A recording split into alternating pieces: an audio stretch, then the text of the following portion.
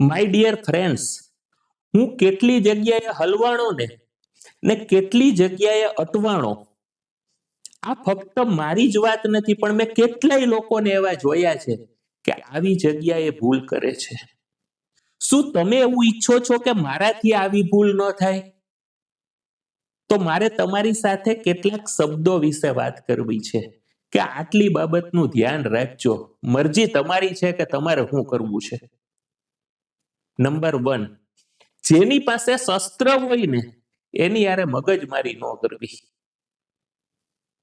તમે ગમે એટલા બહાદુર હોય ને, તમે ગમે એટલા સારા હોય, તમે ગમે એટલા ખરાબ હોય, પણ જેની પાસે હથિયાર છે, કોઈ પાસે AK-47 છે, કોઈ પાસે ભાલુ છે, કોઈ પાસે ચપ્પુ છે, કોઈ પાસે તલવાર છે, એની યારે મગજમારી ન કરવી. એના મગજનું કઈ ઠેકાણું હોય નહીં.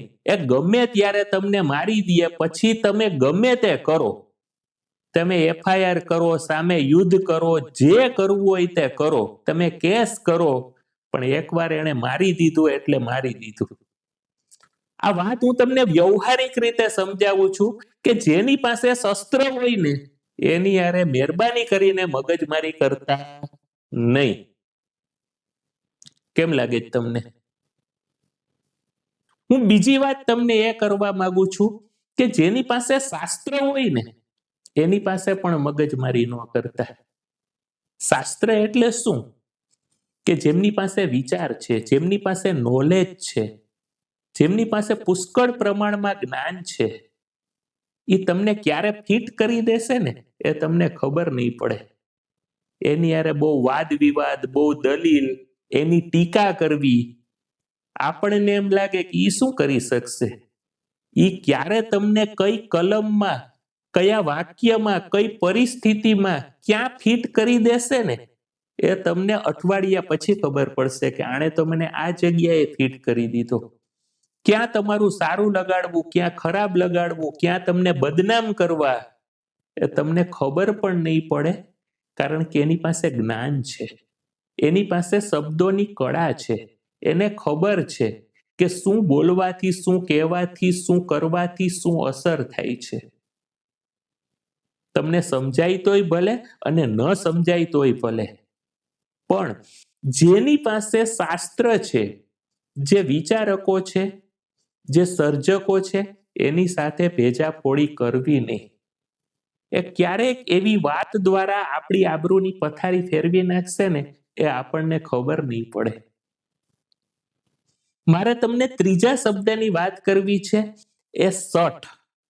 સઠ એટલે કેવા? લુચ્ચા. આ લુચ્ચા માણસો એવા હોય કે જે તમારી કોઈ ખાનગી વાત જાણતા હોય ને, જ્યારે તમે લાગણીના આવેશમાં આવીને એમને કોઈ વાત કરેલી હોય, એ આપણા પરિવાર સાથે પહેલા જોડાયેલા હોય, આપણી સાથે જોડાયેલા હોય, એ રહેતા હોય આપણી સાથે, વાતો બહુ સારી સારી કરતા હોય, વ્યવહાર પણ સારો કરતા હોય, પણ એ લુચ્ચા હોય છે, સઠ હોય છે. આવા લુચ્ચા માણસો છે ને એની યારે મગજમારી ન કરવી. કાણાને કાણો જેમ ન કહેવાય એમ લુચ્ચા માણસો આરે પણ દાદાગીરી કરવી નહીં. એને બે હાથ જોડી નમસ્કાર કરવા, એનાથી દૂર રહેવું, એની ટીકા આપણે ન કરવી. કારણ કે આપણી ન કહેવા જેવી વાત જેવી રીતે રજૂ કરવાની હોય એને બદલે વિકૃત રીતે સમાજમાં આપણી વાત રજૂ કરી આપણી બદનામી પણ કરશે, આપણને નુકસાન પણ પહોંચાડશે, આપણને હાનિ પણ પહોંચાડશે. તમને શું લાગે છે?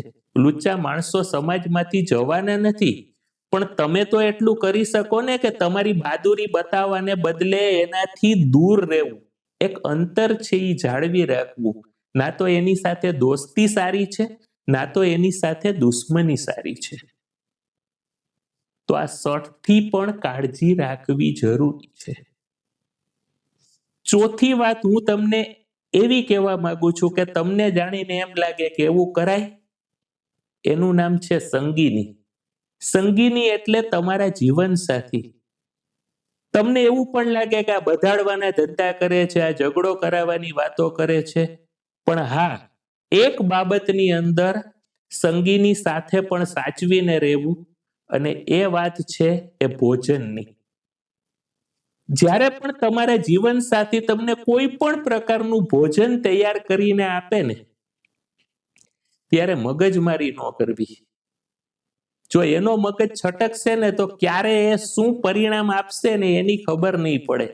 એ જેવું પણ બનાવીને આપે એનો આદરપૂર્વક સ્વીકાર કરવો, આદરપૂર્વક સન્માન કરવું.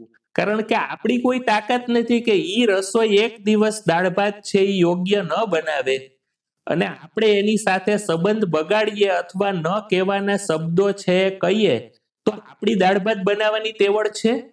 તો એનો જવાબ ના છે.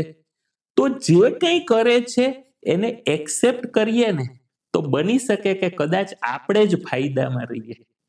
તો એની સાથે પણ તમારા સંબંધો છે એ બગડવા જોઈએ નહીં, એનો સ્વીકાર કરવો જોઈએ. કોઈ પણ પ્રકારની મગજમારી સંગીની સાથે ભોજનની બાબતની માટે કરવી જોઈએ નહીં.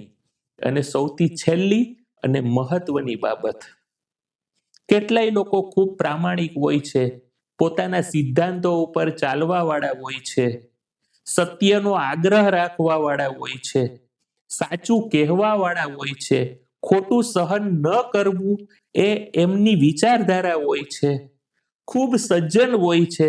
હું આવા માણસોને કહું છું કે તમે ગમે તેવા હોય પણ જેની પાસે સંપત્તિ છે ને એનો વિરોધ ન કરતા. એ ફરી પાછા એવા લોકો છે કે તમને ગમે ત્યારે અને ગમે તે જગ્યાએ ફિટ કરી શકે ને એ તાકાત એનામાં છે, તમારી તાકાતનું દાડિયું નહીં આવે. તો જેની પાસે પૈસા છે એનો ક્યારેય વિરોધ ન કરવો. તમે તમારી જગ્યાએ એ એની જગ્યાએ એની સામે ભાઈઓ ચડાવવા જવાથી ફરી પાછા એ વ્યવહારિક રીતે આપણને ક્યાં હેરાન કરી દેશે ને એ આપણને ખબર નહીં પડે અને આપણે એ હેરાન ગતિમાંથી બહાર નીકળતા નીકળતા એક સમય લાગી જશે. આપણે ઘણું ગુમાવીશું. મારે તમને છેલ્લી વાત કેવી હતી, પણ એક એવી વાત મારે તમારી સાથે રજૂ કરવી છે કે જે અત્યારની પરિસ્થિતિમાં આપણે સૌને લાગુ પડે છે. એનું નામ છે સત્તા. જેની પાસે સત્તા છે ને એનો ક્યારેય વિરોધ ન કરવો.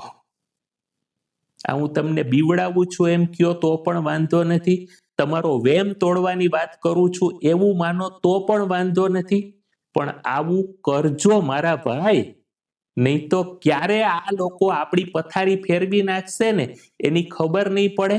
કેટલાયની પથારી અત્યાર સુધીમાં ફેરવી નાખી છે અને કંઈ જ કરી શક્યા નથી.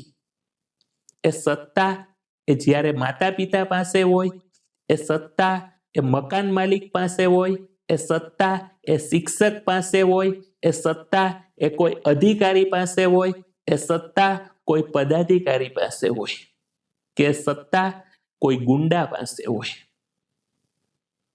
એવું મારે કહેવાય નહીં, પણ આ બધા એક પ્રકારના ગુંડા છે.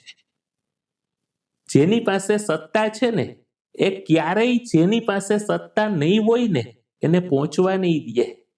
એને જ્યારે મોકો મળશે ને ત્યારે સજ્જન માણસોનું કેવી રીતે અહિત કરવું ને એનો એક પણ ચાન્સ એ લોકો જવા નહીં દે. એવું બની શકવાની પૂરેપૂરી શક્યતા છે.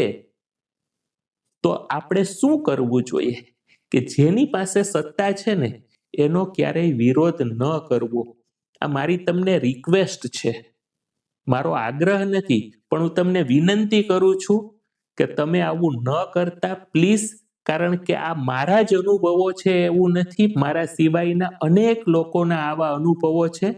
તો હું તમને ફરીને વિનંતી કરું છું કે ભાઈ આનું ધ્યાન રાખજો, નહીં તો પછી મને ન કહેતા. Thank you.